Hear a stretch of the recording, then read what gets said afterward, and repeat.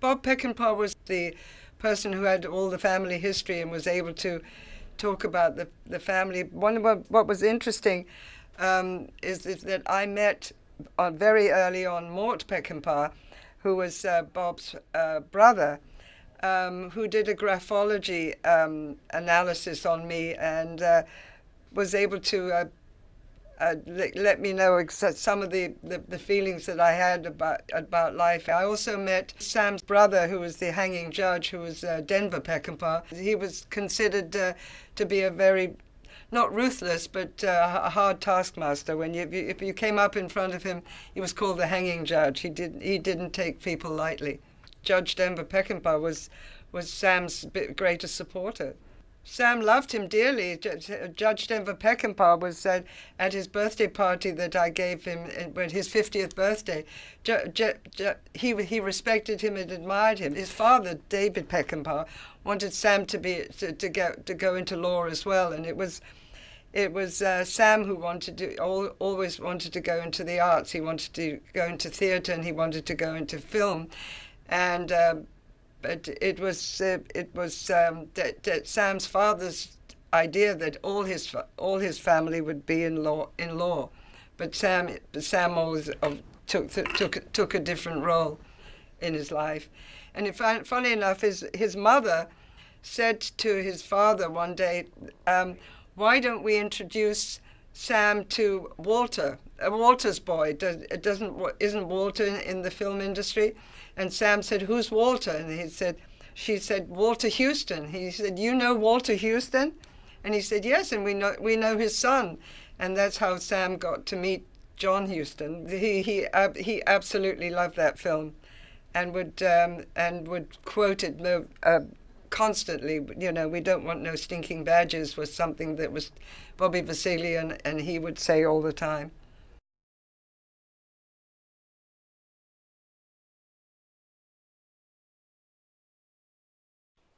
Behind me is Peckinpah Mountain. It isn't on a map. Peckinpah Creek is on a map. The Peckinpah Meadow is on a map, but for some reason the natives all call it Peckinpah Mountain. The patrolmen, Forest Service patrolmen, call it Peckinpah Mountain. The pilots that observe for the Forest Service refer to it as Peckinpah, but it's not on the map officially. Behind me, you'll notice a U or a V in the horizon on the top of the ridge, and right behind that lays the area where the mill was and operated and where the people lived back in the 1880s and 1890s. Bob, could you tell us about Rice Peckinpah's move west and his relationship to Sam within the family, and just follow that story through for us, please? Well, Rice was Sam's great-grandfather, and he was a farmer and small merchant in Indiana, close to the Ohio River, right across the river from Kentucky. And in the early 1850s, they made a family decision within the family to move to California, to come to California. And so they began to get ready in 1851 and 1852 and left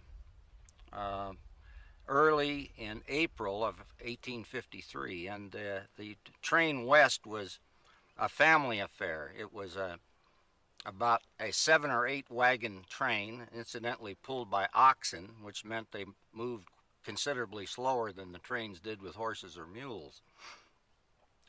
And they had a rather uneventful crossing, and we're very proud of the fact that Rice's mother kept a daily diary, and she noted in that diary the graves that they passed, and it was not terribly historically significant because she didn't go into a lot of geological background and things like that. But anyway, they came out west, and they got as far as on the Truckee River. You know, they followed the Humboldt River most of the time in Nevada, crossed the Humboldt Sink, into the headwaters of some of the creeks that rose in that part of the country, and they finally came to the Truckee and followed it upstream to around where Sparks, Nevada is now, and they made a family decision to take what was known then as the Beckworth Cutoff, which was a low-level crossing of the Sierra Nevada, and they followed it, and it ended at Marysville. And their destination, however, in the diary was they were going to Bodego Bay. Well, they got to Bodego Bay, which is several days beyond Marysville, and decided that it was not as fruitful as they thought it should be, and they went on north into Humboldt County and eventually farmed and got into the lumber business. Sam's grandfather, Charlie Peckinpah, who was the youngest of this group that came west, was a sawyer. He could set chokers, he could fall, he do everything in the sawmill categories, and he had a redwood mill at Guerneville. And he had that mill, and it was quite successful until there was a lumber famine of some description, which caused him to go broke. He apprenticed himself to a wagon master, and eventually ended up with 2 borax-type wagons, and went to Death Valley with 20 mule teams and hauled borax for a considerable length of time, enough to get a poke together to come up to this country and to decide on a location for a sawmill. And he chose this location and got a lot of his family to come, and they timber claimed, and they logged here in this area for probably 20-25 years. Sam's father was born up here about 100 yards to the northwest, and my father was born there incidentally also. The family logged here until they ran out of timber. They moved the sawmill 6 or 7 miles to the southwest and logged, and eventually sold their holdings here to another lumber company. At the time they logged, they also owned the settlement down at the bottom of the mountain called South Fork, and they had a stage stop, a hardware store, a boarding house, and they ran that until they eventually sold that out and moved to Fresno. And probably the occasion that they sold it was because Charlie was getting a little old. That's my grandfather and Sam's grandfather. But Sam's father and my father and the other brother were about of high school age. And although they could go to grammar school at North Fork, there was no high school. And they decided to sell and move to Fresno so it would be more convenient. And that's really about all I can say about the move west that Rice Peckinpah made. Can you tell us a little bit about Sam's father and his marriage into the church family, and the growing up time of Sam and his brothers and sisters? Well, Sam's dad, after high school, worked for Denver Church. And in connection with that employment, he met Denver Church's #1 daughter, Fern, and they eventually were married. Denver Church at about this time was a congressman. He was a judge and then became a congressman, an attorney. And he was in Washington, D.C., and he offered David an opportunity to come to Washington, D.C. and become a page, which he jumped at the chance to do. And they, and at the same time, it gave David a chance to go to law school at George Washington. And it's interesting, in this day and age with congressmen's expense accounts and funds to be reelected, that Denver Church lived in a boarding house, and David lived in the boarding house with he and his and his grandmother. So they they had a rather frugal time when they were in Washington, D.C. David eventually came back to California, took the California bar, set up a law practice, and became a very well-known trial attorney in Fresno, handling criminal cases and tort liability cases, and he lived in Fresno during the time he practiced law until he became a judge in Madera County.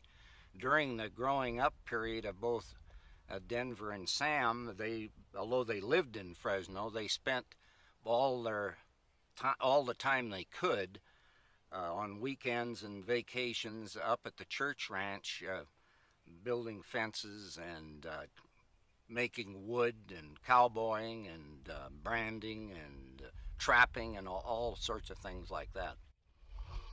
What sort of a child and youth was Sam? Was he wild? Was he always picking fights? Was he a thinker, a reader? Well, although I didn't have much to do with Sam when he was very young, because I lived quite a ways away from where he lived.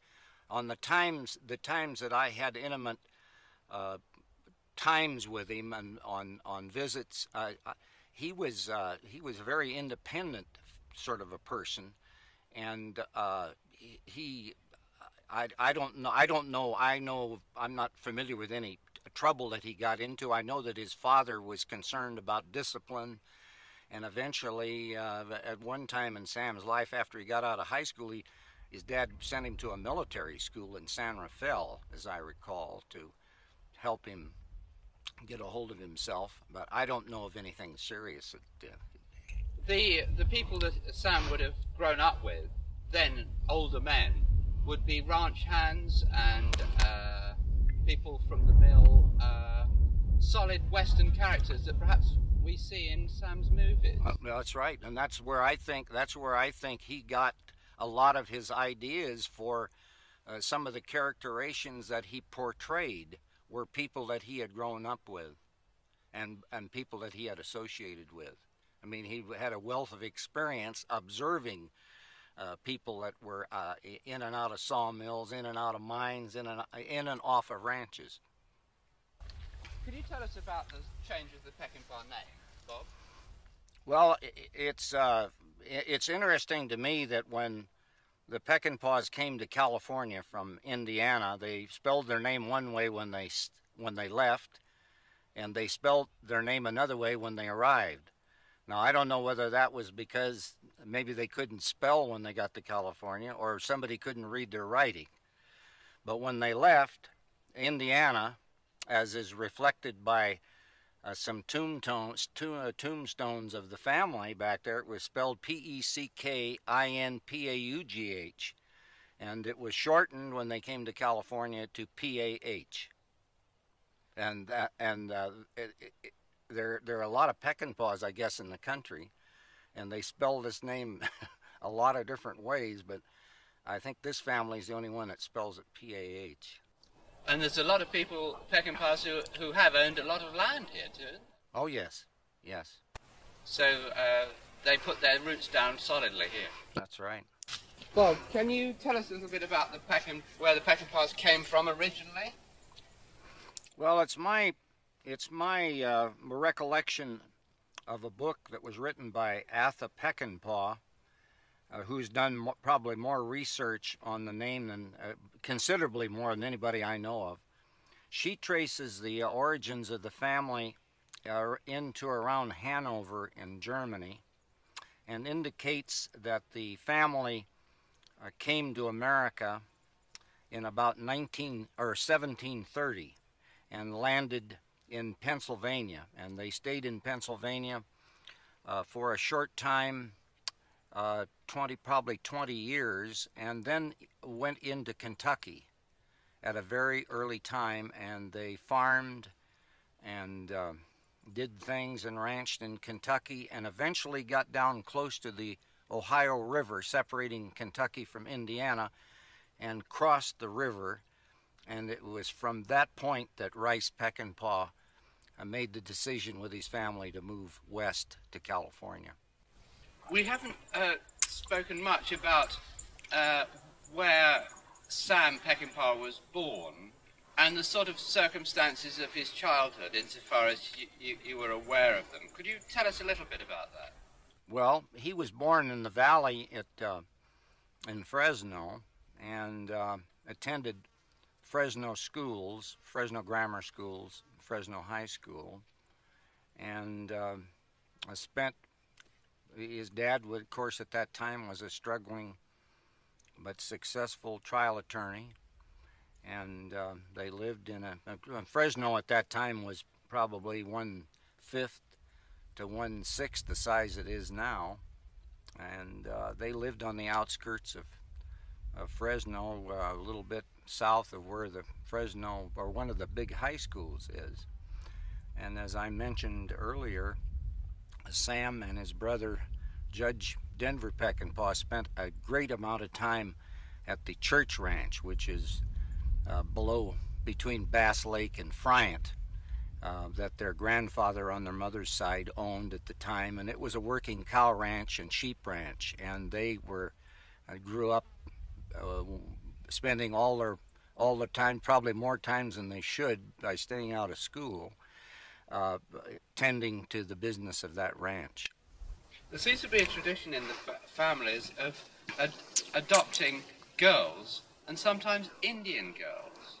Well, my grandmother, when she came here to this point and was running this house, she was visited by a 10-year-old Indian girl and her aunt, and she hired them to help her, and she was so engrossed with this young girl that she took her into the family and raised her just like one of her own children, along with the 3 boys that she gave birth to here on Peckinpah Mountain. And that lady's name was Jane Vischer, who never married, and she was a professional cook most of her life and a benefactor of her nieces, blood nieces and nephews, and a very big help to members of the Peckinpah family. And she lived to be 99, and my wife and I helped take care of her in her last years, along with other people that were employed to help take care of her. And she lived to be 99 and almost made 100, but just missed it by about 4 months. But it was a big thrill to have known her, and she was quite an asset to the community and to the family. Dave's family had 2 adopted children, and they grew up in the family and are just great people and great members of the family. Do you think would there be a natural empathy of Sam Peckinpah towards Indians because of the inter-family connection? Well, probably. He was a great admirer of Aunt Jane and used to come and visit her when he was young, and he was very attentive to her in her old age, and was interested in some of her problems and helped solve some of the problems she had in later years. I'm sure it had a great influence on him as well as other members of the family. Did Sam take an interest in family history? Oh yes, yes. He was being in the limelight like he was. He received a lot of phone calls and letters from people that wanted to know about his genealogy and his family history, and he had quite a file, and he used to call my father and call me and call different members of the family who he thought might be particularly interested in an inquiry that he might have received. And that was one of the nice things we did at some of the family gatherings, was to go over that material and discuss how it was going to be answered and who should answer it, and things like that. What was the reaction within the family, and from yourself, for instance, to Sam being such a well-known person? Well, I can only speak for my reaction. I was always extremely proud of his talent, his talent that he had when he was going to college, and the interests he had in stage plays and dramatics. And to make the word Peckinpah become a household word, and to have people spell it right was a new thing in the family. And I totally appreciated the fact that he had the talent to become well known enough to have that happen.